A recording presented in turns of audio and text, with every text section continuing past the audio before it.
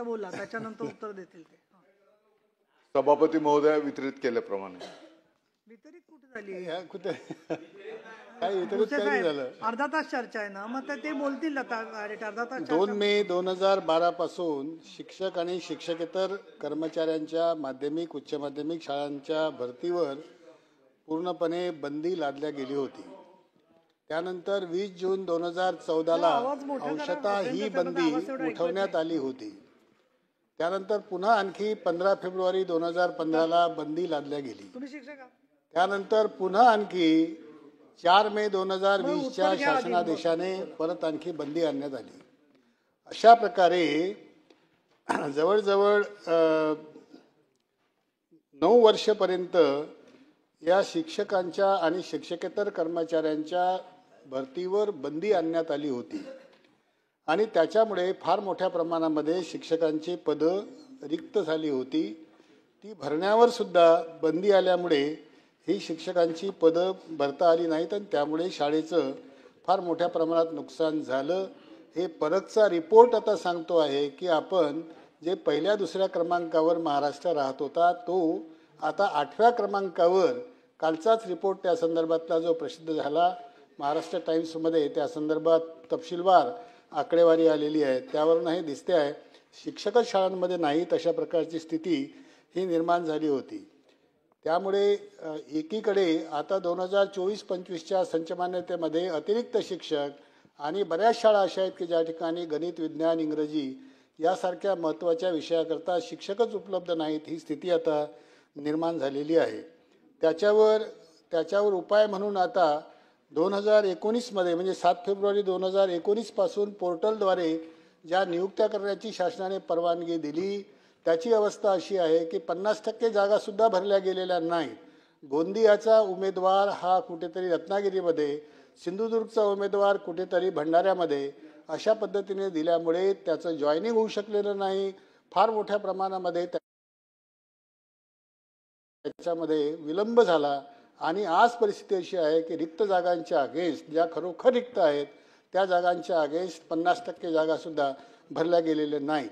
आणि या पोर्टलमुळे महाराष्ट्र खाजगी शाळा कर्मचारी सेवा शक्ती अधिनियम 1977 हा जो कायदा आहे या कायद्याचं उल्लंघन झालेलं आहे. या कायद्यानुसार संस्थेला ही संपूर्ण भरती करण्याचा अधिकार आहे. तो अधिकार कुठल्याही प्रकारची त्यामध्ये अमेंडमेंट न करता राज्य शासनाने ते पोर्टलच्या द्वारा ही भरती करून त्या मॅनेजमेंटचा जो अधिकार आहे, संस्थेचा जो अधिकार आहे नियुक्ती करण्याचा, तो अधिकार हिरावून घेतलेला आहे. मी आपल्याला या निमित्ताने विनंती करेल की ज्याच्या संदर्भात मध्यंतरी आपण ऑर्डिनन्स काढलं होतं त्याचं रूपांतर अधिनियमामध्ये अजूनपर्यंत झालेलंच नाही. अशा या अवस्थेमध्ये आपण पोर्टलवर सुरू केलेली ही जी भरती आहे ज्याच्यामुळे ना तर शाळेला शिक्षक मिळत नाही ना तर कायद्याचं अनुपालन होत नाही. अशा अवस्थेमध्ये हे पोर्टलच्या द्वारा सुरू असलेली भरती बंद करून मॅनेजमेंटचा जो अधिकार आहे तो मध्ये ॲक्टमधला जो अधिकार आहे तो आपण रिस्टोअर करणार आहात काय, हा माझा एक मुद्दा आहे.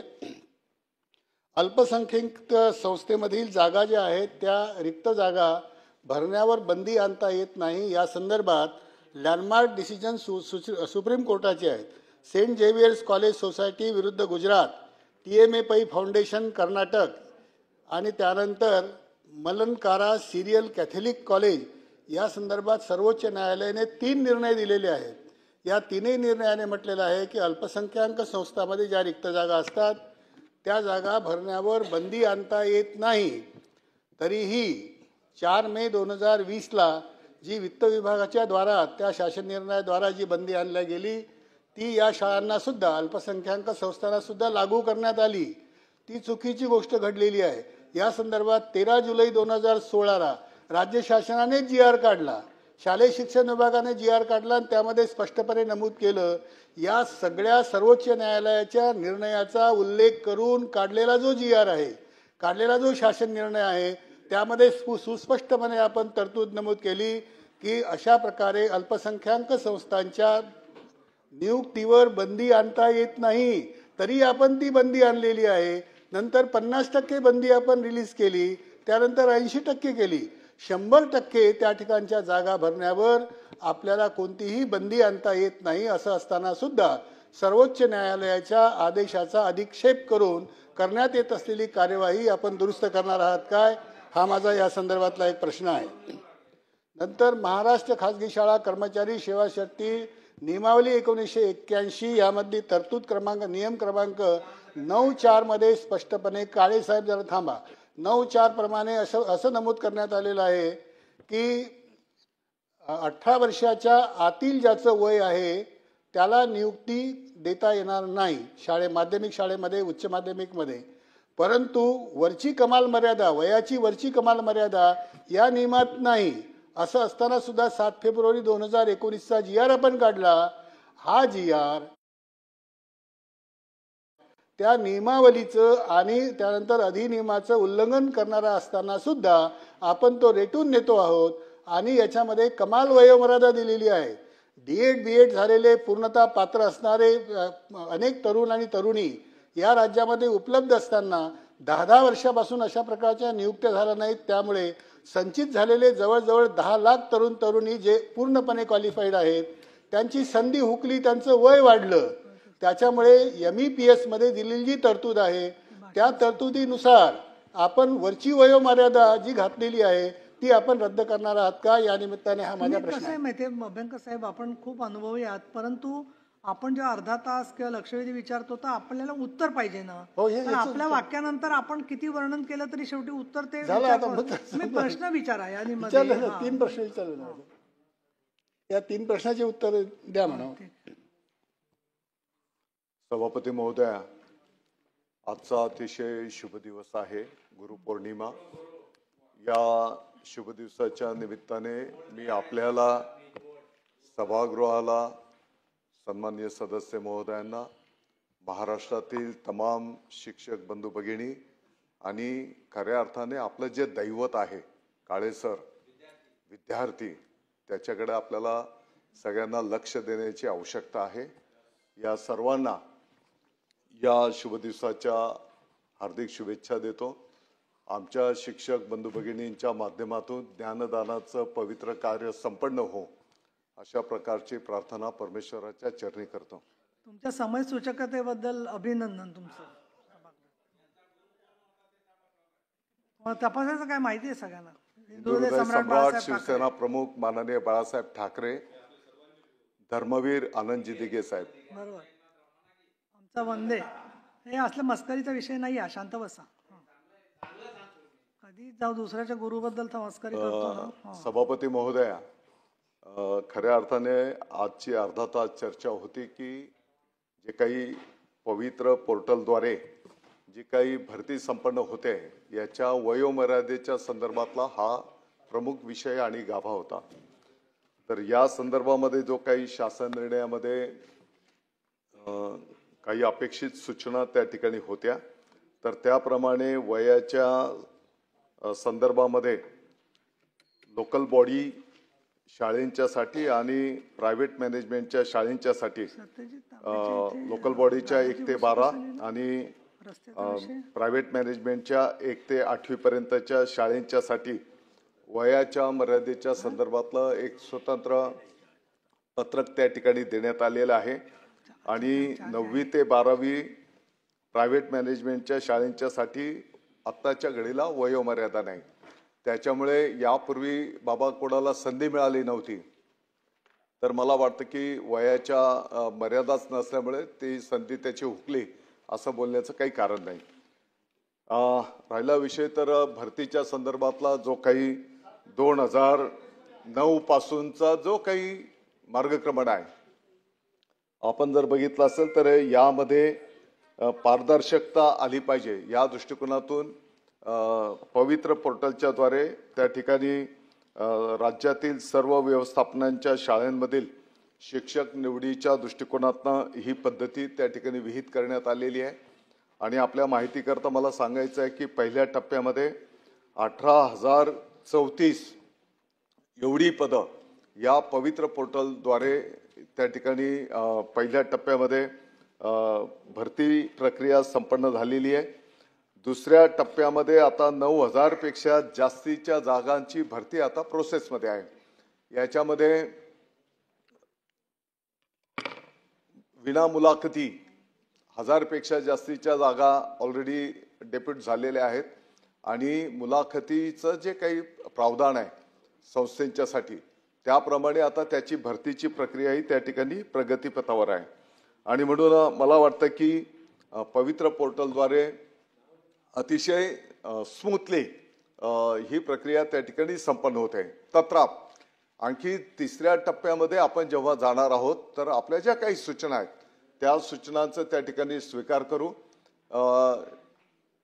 शेवटी एखादं नवीन गोष्ट जेव्हा आपण करायला घेतो तर त्याच्यामध्ये काही थोडंफार काही राहिलेलं असेल तर चांगल्या सूचनांचं स्वागतच असतंय आणि म्हणून मला वाटतं की तिसऱ्या टप्प्यामध्ये जेव्हा आपण जाऊ तर त्याच्यामध्ये आपल्या चांगल्या सूचनांचं त्या ठिकाणी स्वागत केलं जाणार आहे.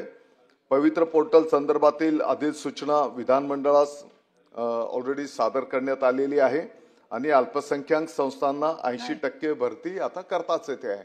म्हणजे त्याच्यामध्ये काही अडथळा आहे अशातला काही भाग नाही. ज्ञानेश्वर म्हात्रे थांबा ना अभ्यंकर. आता हो देते मी प्रत्येकाला फक्त सभापती महोदया आणि शेवटी अभ्यंकरांना एकदा देते. सुरुवातीला आपणा सर्वांना गुरुपौर्णिमेच्या खूप खूप शुभेच्छा. फक्त थोडक्यात घ्या. मंत्री महोदय आपलं मला पहिल्यांदा आभार मानायचंय. काल जे आझाद मैदान आंदोलन सुरू होतं 10,000 शिक्षक त्या ठिकाणी आले होते त्या संदर्भात माननीय मुख्यमंत्र्यांनी काल तोडगा काढला आणि अधिवेशन संपण्यापूर्वी शिक्षकांचा जुलै पेढीन ऑगस्टचा पगार देण्याचे त्यांनी त्या ठिकाणी आश्वासित केलं आहे. त्यामुळे शिक्षकांमध्ये आनंदाचं वातावरण पसरलं आहे. म्हणून तमाम शिक्षक बांधवांच्या वतीने मी राज्याचे मुख्यमंत्री आपले देवेंद्र फडणवीस साहेब, उपमुख्यमंत्री एकनाथजी शिंदे साहेब, उपमुख्यमंत्री अजितदादा पवार, आदरणीय शिक्षण मंत्री महोदय आपण स्वतः आणि काल ज्यांनी मध्यस्थी केली गिरीजी महाजन साहेब यांचे या ठिकाणी खूप खूप आभार मानतो. मंत्री महोदय अत्यंत आपण कार्यक्षम मंत्री आहात. सातत्याने आम्हाला सांभाळून घेत असता आमदारांना. अत्यंत महत्त्वाचा प्रश्न अभ्यंकर साहेबांनी या ठिकाणी आणला आहे. मंत्री महोदय डीएडचे जे शिक्षक असतात त्यांची ऑलरेडी त्यांना लवकर नोकरी लागते परंतु जे बीएडचे जे शिक्षक असतात त्यांची वयाची मर्यादा खरोखरच उलटून गेलेली असते आणि ती वयाची मर्यादा उलटून गेली की त्यांना नोकरीही मिळत नाहीत. तर त्याकरता ती वयाची मर्यादा आपण वाढवणं गरजेचं आहे. आपण वाढवणार का? दुसरं पवित्र पोर्टलच्या अगोदर काही विना अनुदान तत्वावरचे शिक्षक कार्यरत आहेत त्यांना आजतागायत मान्यता मिळाली नाहीये. काही तांत्रिक अडचणी वगैरे होत्या त्यांचे प्रस्ताव शिक्षण विभागामध्ये प्रलंबित आहेत. तर त्या विना अनुदान तत्वावरच्या शिक्षकांना वैयक्तिक मान्यता देण्यासाठी आपण पुढाकार घेणार का? दुसरं आता 80% भरती सगळ्या ठिकाणी आपण शासन आदेश काढलेला आहे. 100% भरती करणं गरजेचं साहेब कारण विद्यार्थ्यांचं शैक्षणिक नुकसान होत आहे तर ते आपण करावं. ते करणार का? पेसा अंतर्गत जे आदिवासी जिल्हे आहेत त्यामध्ये रोस्टर तपासणी करून मिळत नाही त्यामुळे पवित्र पोर्टल त्यांची नोंद करता आली नाहीत. एक शाळेमध्ये 5-5, 6-6 जागा, मोठ्या शाळेमध्ये 10-10 जागा रिक्त आहेत. त्यामुळे विद्यार्थ्यांचे शैक्षणिक नुकसान होत आहे. तर त्यावर काहीतरी मार्ग काढून आपण ती करणार का आणि पुढची भरती जी होईल ती जिल्हानिहाय आपण करणार का? असे माझे 2-3 प्रश्न आहेत. हे पहा एक लक्षात घ्या सगळ्यांनी. मंत्री महोदय एक क्षण बरं. हे पहा याच्यानंतर 5 क्रमांकाची चर्चा आहे, 6 आहे, 7 आहे. इतर चर्चांचा पण अर्धा तासचा विचार करा ना तुम्ही स्वतः एवढा वेळ प्रत्येक वेळेला कसं काय 1 किंवा 2 लोक. हा द्या उत्तर भुसे साहेब. हा सभापती महोदय पहिल्या सन्मान्य सदस्य अभ्यंकर साहेबांच्या प्रश्नाला उत्तर देतानाच मी या ठिकाणी सांगितलेलं आहे की प्रायव्हेट मॅनेजमेंटच्या 9वी ते 12वी या शाळेंमध्ये शिक्षक भरतीच्या संदर्भामध्ये जास्तीत जास्त वयाची अट त्या ठिकाणी शिथिलच आहे आणि त्याच्यामुळे कोणाला संधी मिळाली नाही असं काही त्या ठिकाणी परिस्थिती नाही. जिल्ह्याच्या पातळीवरचं पवित्र पोर्टलमध्ये प्रावधान करावं.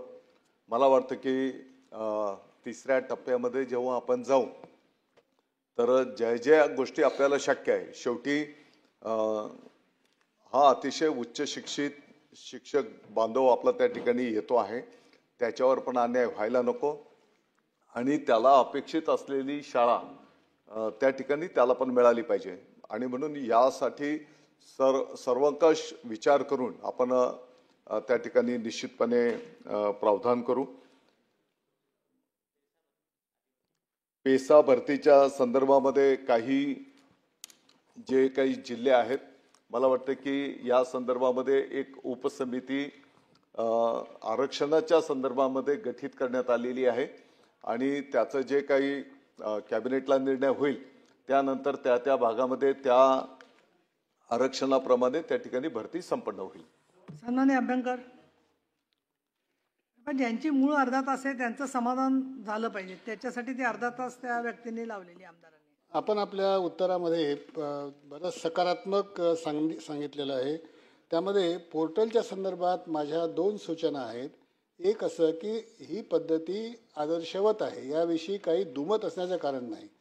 गुणवत्तेच्या निकषावर आपण संस्थांना शिक्षक जर वेळीच देत असाल तर यासारखी चांगली कोणतीही योजना असू शकणार नाही. पण तसं घडत नाही ही खंत आहे. त्याच्यामुळे यामध्ये एकतर त्या पोर्टलच्या संदर्भात आपल्याला MEPS अधिनियमामध्ये दुरुस्ती करावी लागेल. ती दुरुस्ती आपण लवकरात लवकर करावी. आपण ऑर्डिनन्स काढलं होतं पण त्याचं रूपांतर बिलामध्ये झालं नाही नंतर, त्यामुळे ती कारवाई करण्याची आधी गरज आहे. आणि कराल काय एक दुसरं, आता आपण खुलासा केला वयोमर्यादेच्या संदर्भात, परंतु GR कायम आहे. अनेक शिक्षकांच्या नियुक्त्या ज्या झाल्या, ज्याचं वय 43 वर्षापेक्षा जास्त आहे, 38 पेक्षा जनरलचं आहे, अशांच्या नियुक्त्या संबंधित अधिकाऱ्यांनी अमान्य केल्यात.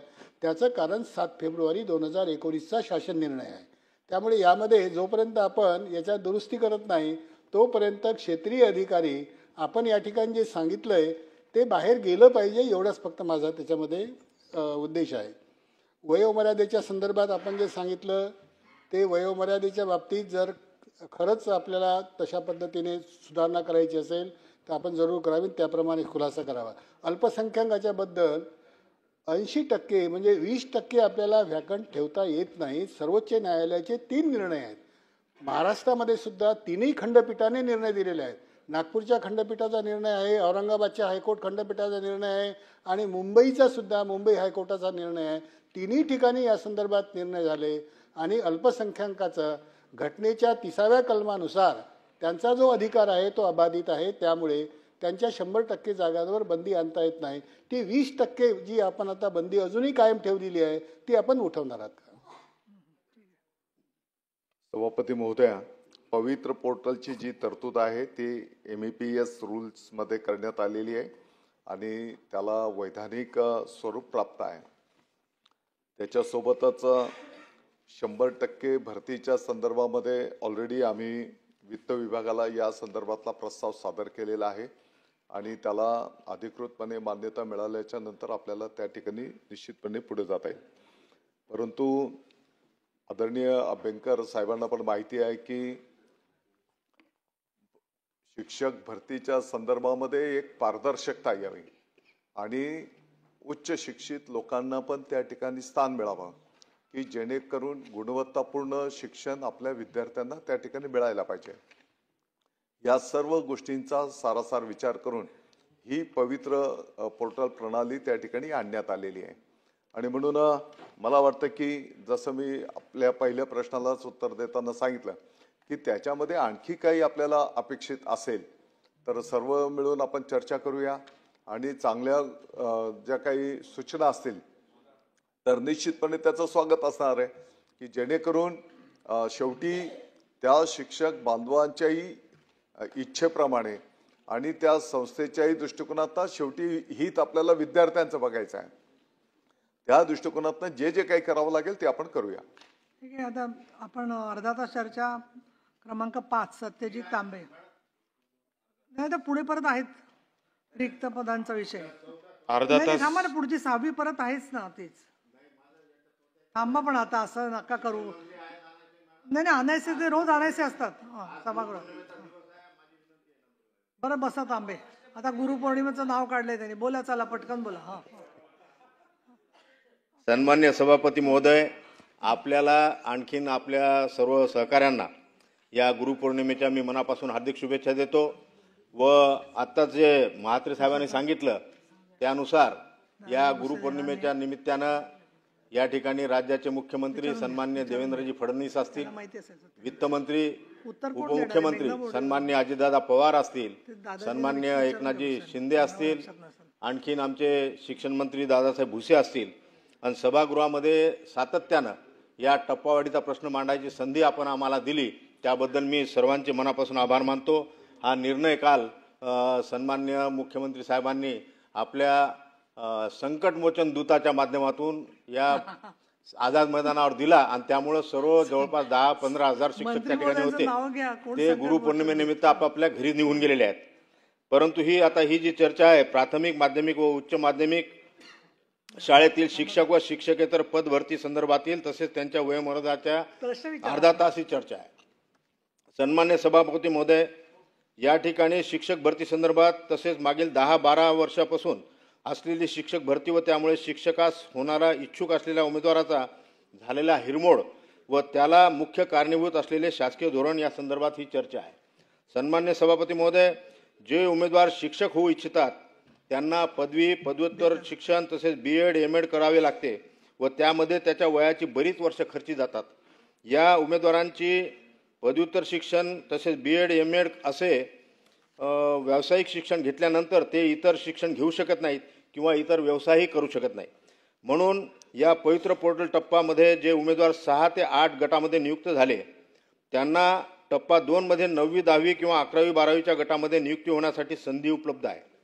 सन्मान्य सभापती महोदय, यामुळे बरेच उमेदवार अगोदर नियुक्त झाले आणि सुद्धा पवित्र पोर्टल भरती 2 मध्ये मुलाखतीसाठी पात्र ठरलेले आहेत. या ठिकाणी माझा प्रश्न असा आहे की यामुळे जे उमेदवार आपली वयोमर्यादा ओलांडत आहेत, त्या उंबरठ्यावर आहेत, त्या नियुक्तीची संधी त्यांना मिळत नाही. याचं कारण की पहिल्या गटामध्ये जर त्याला नियुक्ती मिळाली असेल तर त्यांना पुन्हा पवित्र पोर्टलवरती आपल्या संधी मिळते.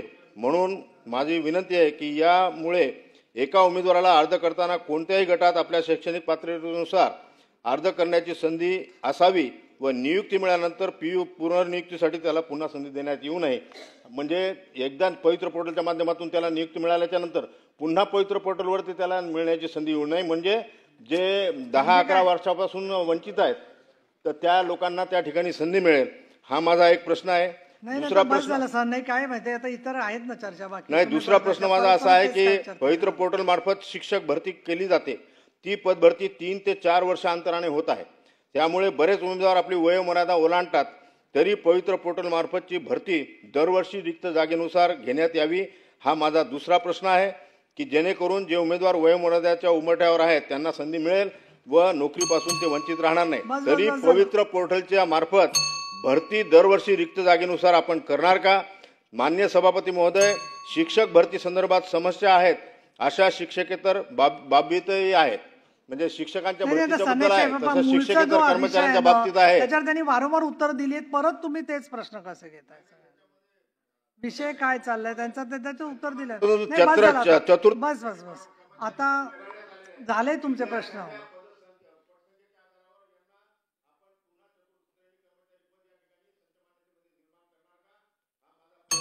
बस बस बस, खाली बसा. नाही नाही नाही, एकच नाही. अहो 25 प्रश्न झाले अर्धा तासामध्ये. हा सभापती महोदया, बरं बरं ठीक आहे. पवित्र पोर्टल प्रणालीद्वारे यापूर्वीच मी आपल्या माध्यमातून सभागृहाच्या निदर्शनास आणून दिलेलं आहे की या प्रणालीच्या द्वारे पहिल्या टप्प्यामध्ये 18,034 एवढ्या जागेंचं भरती त्या ठिकाणी संपन्न झालेली आहे आणि आता दुसऱ्या टप्प्यामध्ये 9,000 पेक्षा जास्तीच्या जागा या ठिकाणी भरतीची प्रक्रिया प्रगतीपथावर आहे.